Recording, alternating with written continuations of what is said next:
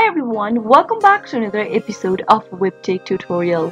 In today's video, I'm gonna guide you through how to log into KUCCPS student portal. Watch the video till the end and don't forget to subscribe to our channel by hitting that subscribe button.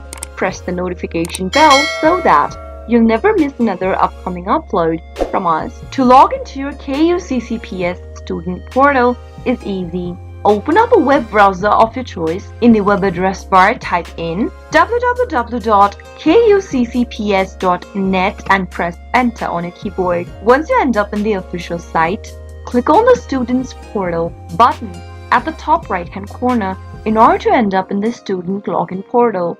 Click the login button at the top right one more time on the next page, and in the login area under student login, enter your KSCE index number in the first text box. Now enter your year on the next and then your password.